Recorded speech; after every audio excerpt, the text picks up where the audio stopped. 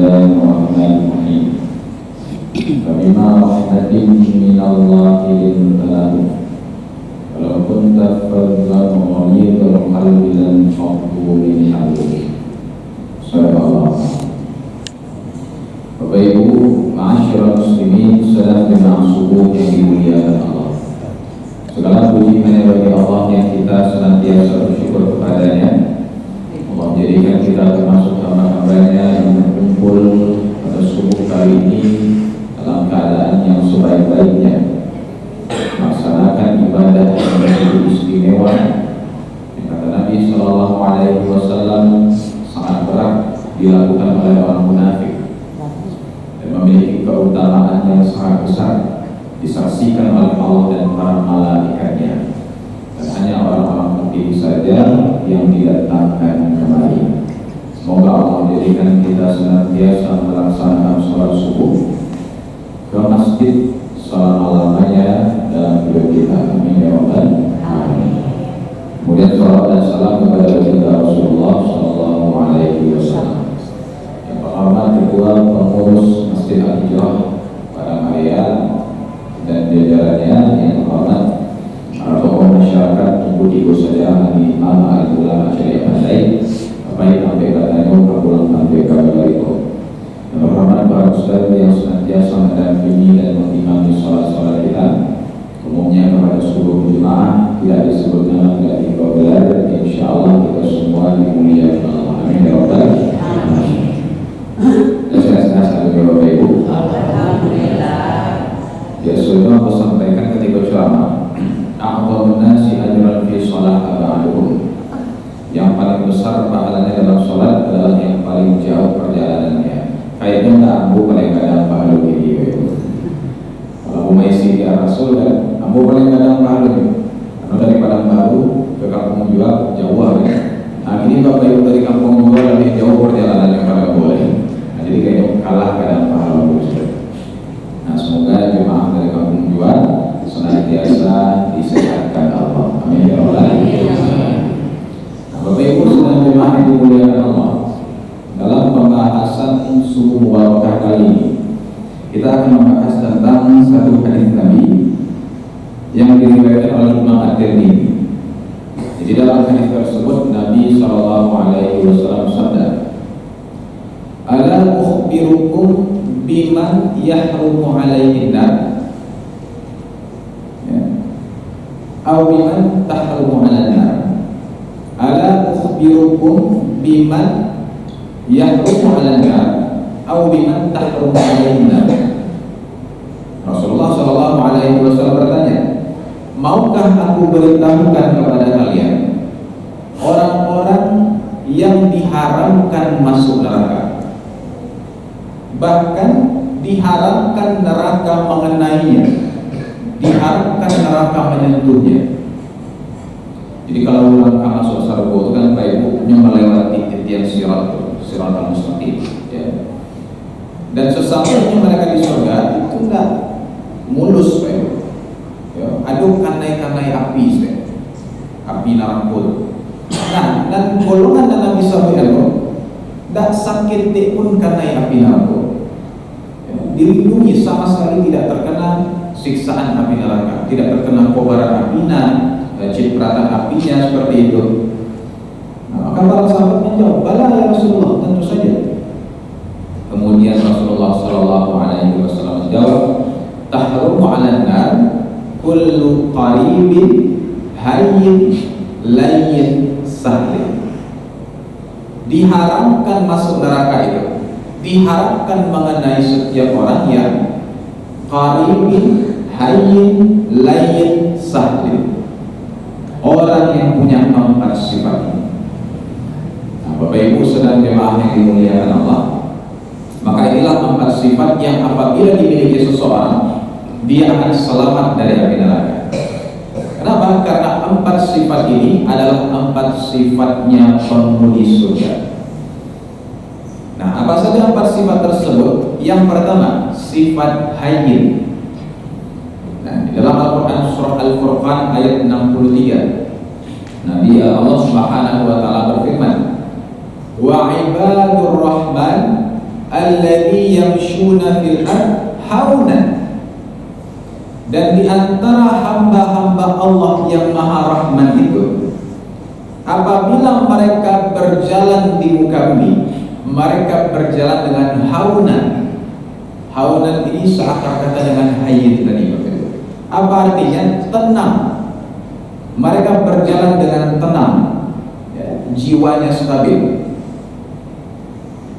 Nah, kemudian wa idza khatabahumul jahilun qalu salama, dan apabila ada orang jahil, orang jahat, orang iseng yang menyapa mereka, menjelek-jelekkan mereka, maka apa jawaban mereka? Qalu salama, mereka menjawab dengan ucapan yang baik, mereka menjawab dengan keselamatan. Nah, kalau dalam bahasa Inggris Bapak Ibu aku cari di terjemahan Sahih Internasional, haunan ko hayyin ko artinya easy, ya. Jadi menyenangkan, menenangkan. Jadi arti hayyin ko adalah tanang. Nah, maka inilah sifat pertama yang apabila seseorang memilikinya, maka dia akan selamat dari api neraka, yakni sifat tenang. Nah, Bapak Ibu sedang jemaah, di dalam sirah nabawiyah, di dalam banyak hadis diceritakan bagaimana ketenangan Nabi Muhammad SAW. Misal, ketika Nabi sedang bersujud di muka Ka'bah, Bapak Ibu, datanglah orang-orang kafir Quraisy. Mereka menumpahkan kotoran unta ke tubuh Nabi SAW. Nabi sudah posisi sujud. Nah, ketika kotoran sudah berada di atas tubuhnya, Nabi tetap diam, tidak bangkit dari sujudnya. Orang-orang kafir itu galak saya, menggalakkan Nabi kan. Dan tidak ada seorang pun yang berani mendekati Nabi karena takut. Di situ pimpinan-pimpinannya, gembong-gembong orang kafir Quraisy. Nah, sampai datangnya Sayyidah Fatimah, putri Rasulullah SAW. Kemudian beliau pun mengawaskan kotoran tadi dari tubuhnya. Nah, setelah bersih kotoran itu dari tubuh Nabi, baru Nabi bangkit dari sujud. Orang kafir itu masih galak saja, dan Nabi tidak marah. Nabi tetap tenang. Nabi hanya mengucapkan, ya Allah, balaslah perbuatan orang-orang Quraisy. Ketika Nabi menyebut itu, Bapak Ibu, seketika semua langsung terdiam.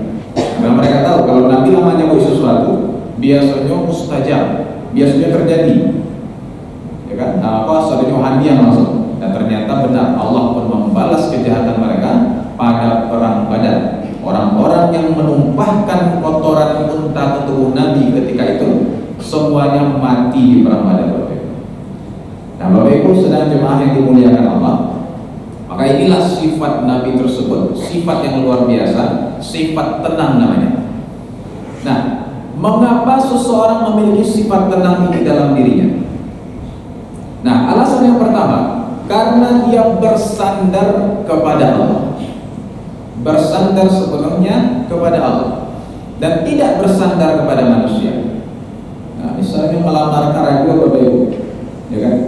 Orang yang hayyin ini ketika melamar karajo, yang demikian bukan lulus atau tidaknya, tapi bagaimana melamar kerja itu bebas dari perbuatan dosa dan dihitung oleh Allah sebagai amal ibadah. Itu orientasinya. Jadi bahkan yang melamar karajo itu karajuan dengan maksimal, siapkan yang ikhtiar yang maksimal dan bebas dari dosa dan tidak dan dihitung sebagai amal ibadah. Nah, sisanya dia serahkan kepada Allah. Nah, sehingga hatinya kok tenang, karena dia tahu itu adalah urusan Allah. Urusan dia adalah ikhtiar, mempersiapkan dengan sebaik mungkin. Nah, jadi sandaran hatinya ini bukan kepada manusia, tapi kepada Allah Subhanahu wa Ta'ala. Dia tawakal, berharap, memohon sepenuhnya hanya kepada Allah. Jadi karena bersandar kepada Allah, makanya hati tanam, Bapak Ibu. Ya, kalau bersandar kepada manusia, misalnya seseorang yang mengharapkan pujian, ya, dia mengharapkan disanjung, dipuji setinggi-tingginya oleh manusia, maka tidak akan ada tenang dalam dirinya. Misal tidak ada B-nya, berang ya, tersinggung ya, orang yang hayyin tidak ada pujian nantilah, ya kan? Tidak ada penghormatan, ya sudah, karena dia serahkan semuanya kepada Allah Subhanahu wa Ta'ala. Nah, jadi dia tidak takut apabila tidak diterima. Nah, itu pula kalau yang pelamaran jadi ya kan. Nah, misal tak diterima, ya sudah, masih banyak bunga-bunga yang lain di luar sana. Ya, jangan gara-gara tak diterima kan banyak, tapi kok ya minum baygonnya, bunuh dirinya gitu kan. Namun itu saya satu-satunya manusia, sebenarnya itu manusia di luar sana. Namun itu ibu-ibu, ya, yang perempuan misal tak diterima cintanya deh, yang laki-laki kan, nah, jangan sampai mengakhiri. Jadi lapang pikiran kita. Nah, Bapak Ibu, kemudian alasan kedua, di hatinya tidak ada kemelekatan terhadap dunia. Jadi hatinya kok bebas dari melekat terhadap dunia, Bapak Ibu. Ya. Dia tidak mengejar-ngejar uang, dia tidak mengejar-ngejar harta.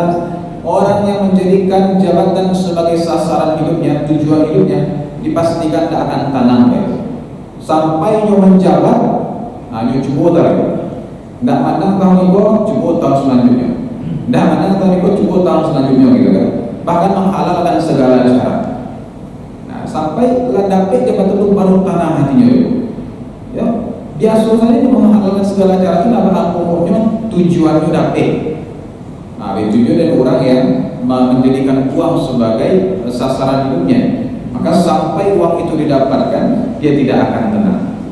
Walaupun lahadu haratunya, bahkan kata Nabi dalam hadis, apabila anak-anak itu punya satu lembah emas, dia pasti pengen punya satu lembah lagi. Lah punya 2 lembah emas, dia punya nan ketiga. Lah punya 3 lembah emas, nan keempat, dan akan pernah puas.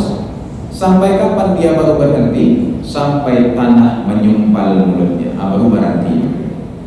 Seperti itulah manusia. Maka orang yang hayyid itu, tenang itu, tidak ada kemelekatan terhadap dunia dalam hatinya.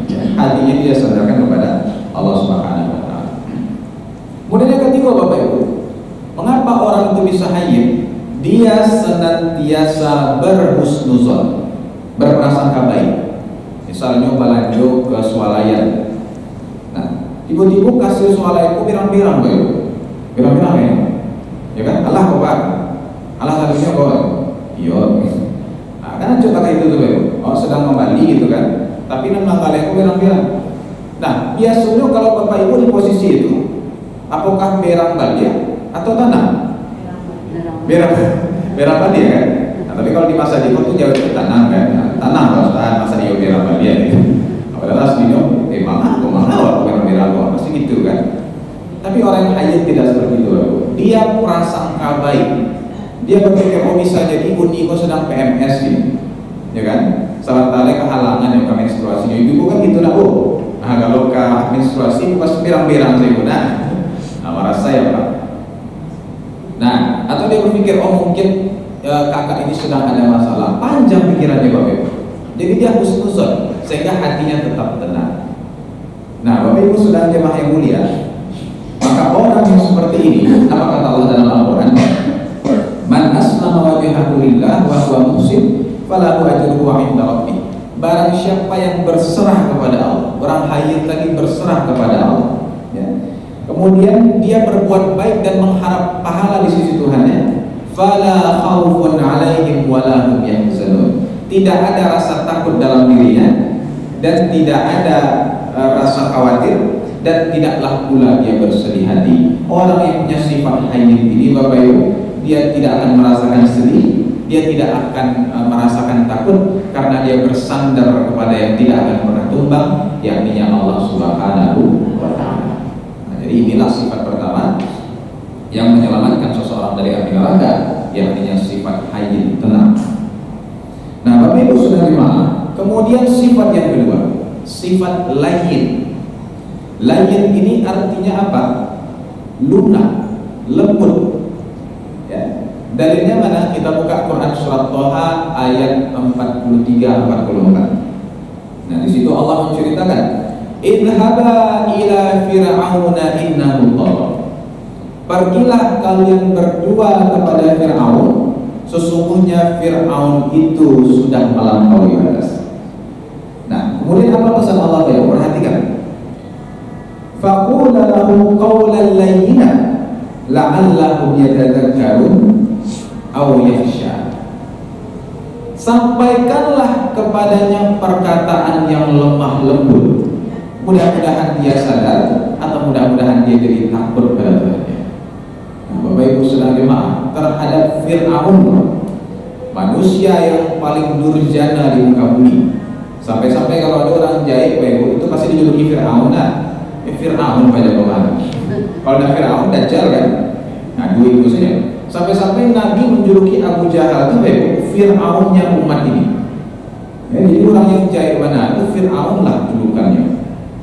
Nah, ternyata dalam Al-Quran diceritakan terhadap Fir'aun, Allah memerintahkan Musa dan Harun berkata lemah lembut kepadanya. Mudah-mudahan dia sadar atau mudah-mudahan dia takut.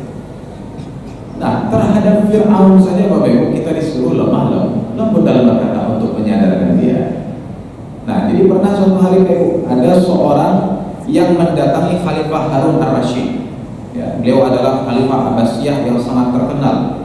Ya, salah satu khalifah orang soleh yang selalu dikenal sepanjang masa. Jadi orang Bapak Ibu mendatangi Khalifah Harun ar-Rasyid ingin menasehatinya. Oh silakan, kata Harun ar-Rasyid, silakan, saya sangat suka diberikan nasihat. Jadi dia sampaikan Bapak Ibu, ulonyo santai gitu kan. Lama-lama berang-berang ya. Berang-berang kepada siapa Harun ar-Rasyid. Nah, mulai heran ya kan, berang-berang ya. Nah, sudah selesai? Sudah. Oke. Sekarang saya tanya, apakah kamu lebih baik dari Musa? Kata Harun ar-Rasyid. Tidak. Tentu saja tidak. Musa seorang nabi, saya orang biasa. Kemudian ditanyakan lagi, apakah saya lebih jelek daripada Fir'aun? Tentu saja tidak. Fir'aun orang kafir, kamu adalah Amirul Mukminin, pemimpin orang Islam. Nah, kemudian apa kata Harun ar-Rasyid? Sedangkan Allah memerintahkan Musa lemah lembut terhadap Fir'aun, kenapa kamu begitu kasar kepada saya? Nah, Bapak Ibu sedang jemaah yang mulia, maka inilah sifat kedua, yakni sifat lain, lemah lembut. Lemah lembut dalam berkata, lemah lembut dalam menyampaikan. Ya, dan ini yang selalu dikatakan oleh Nabi SAW. Pernah ya, orang-orang Yahudi Bapak Ibu, itu di Madinah, mereka begitu jahat kepada Nabi. Mereka selalu menghina Nabi, mencemooh Nabi. Salah satu yang biasa mereka ucapkan, Assalamualaikum, bukan Assalamualaikum. Ini beda tipis Bapak. Yang satu Assalamualaikum, yang satu lagi Assalamualaikum. Assalamualaikum, kesejahteraan bagimu. Assalamualaikum, semoga kamu mampus. Nah, itu kasarnya. Semoga kehancuran bagimu wahai Muhammad. Mandana itu Bapak, orang yang dimanya begitu, langsung ibunda Aisyah mendidih darahnya, langsung berangnya langsung satu. Waalaikumsalam, semoga kamu juga mampus. Kecil ibunda Aisyah, ya kan? Berangnya. Ya. Wa qadallahu alaih, dan semoga Allah memurkaimu, dan semoga Allah melaknat mubalik dengan ibunda Aisyah dengan berapi-api. Nah, kemudian langsung Nabi berkata, wahai Aisyah, ada apa ini? Kenapa kamu seperti itu? Ibunda Aisyah yang masih bilang, ya Rasulullah, tidakkah engkau dengar mereka mendoakan kehancuran bagimu? Nah, ada wahai Nabi, tidak perlu engkau membalasnya dengan kata-kata buruk pula wahai Aisyah. Cukup ucapkan wa'alaikum. Nah, jadi Bapak Ibu ikut sunnah di situ. Kalau ada orang mengucapkan salam kepada kita, orang di luar Islam, jawaban kita apa? Wa'alaikum. Jangan dijawab dengan sempurna, tapi wa'alaikum saja. Wa'alaikum artinya apa? Dan semoga kamu juga mendapatkannya, untukmu juga. Jadi kalau orang untuk mengucapkan yang itu kepada Allah, sampaikan wa'alaikum, berarti untukmu juga kebaikan. Tapi kalau dia sampaikan keburukan untuk Allah, assalamualaikum tadi, untukmu juga, semoga kamu dapat juga kehancuran. Perhatikan Bapak Ibu bagaimana kalimat Nabi. Dan mengandung kalimat kasar sedikit itu, ya kan? Wa'alaikum kan biasa saja, dan untukmu juga, tidak ada kekasaran di situ. Jadi Nabi pun itu memang terjaga, tidak pernah menyampaikan sesuatu yang kasar, yang kotor, selalu dengan lemah lembut. Nah, sehingga dari situlah orang tertarik kepada beliau. Dalam Al-Quran surah Ali Imran diceritakan, Fabima rahmatim minallahi lintalam. Maka disebabkan rahmat Allah lah, lintalahum, kamu berlemah lembut kepada mereka. Wa idza yang mau sampaikan ayat di awal tadi, apabila kamu marah murka kasar kepada mereka, ya tentulah mereka akan berpaling dari hadapan kamu. Nah, maka lemah lembut inilah kunci utama Nabi SAW. Makanya beliau bisa yang mendakwahkan Islam sedemikian rupa. Nah, Jadi orang karena seseorang itu jangan dicari jadi kemampuan menceramah aja gitu kan. Oh hebat kata-kata yang berpidato rancak, khotbah rancak. Tapi yang paling pentingnya apa? Sifat. Nabi Muhammad tulis sifatnya memang kurang tertarik kepada nyoba itu. Ya. Masalah perkataan itu nomor 2, ceramah dan dakwah itu nomor 2. Yang pertama apa? Sifat beliau. Sebelum menjadi nabi pun sudah digelari sebagai al-amin, yang terpercaya. Ya, jadi orang tidak ragu sama sekali kejualan. Nah, jadi di itu nomor 2, yang nomor 1 adalah bagaimana sifatnya, bagaimana meneladankannya. Bapak Ibu sedang jemaah yang dimuliakan Allah, saya masih jawab Bapak Ibu. Ya, tapi ini kita sedang kajian akhlak ya, Bapak, ke hati, Bapak, makanya Ani yang saudara gitu kan. Nah, Bapak Ibu sedang jemaah. Kemudian sifat yang ketiga, yakni sifat qarib. Qarib itu artinya apa? Dekat. Ya, sahabat qarib, sahabat dekat. Nah, sifat ketiga yang menyelamatkan orang dari neraka itu adalah sifat qarib. Dia dekat, akrab, ramah, menyenangkan, bersahabat, pandai bergaul, murah senyum, kata-katanya baik. Nah, jadi orang kalau dakiknya itu nyaman rasanya baik, senang rasanya. Apa kunci sifat qarib ini? Kenapa seseorang bisa sifat qarib?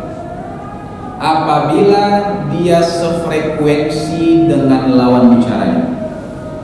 Bagaimana caranya? Sifat rendah hati. Inilah kunci daripada sifat qarib ini.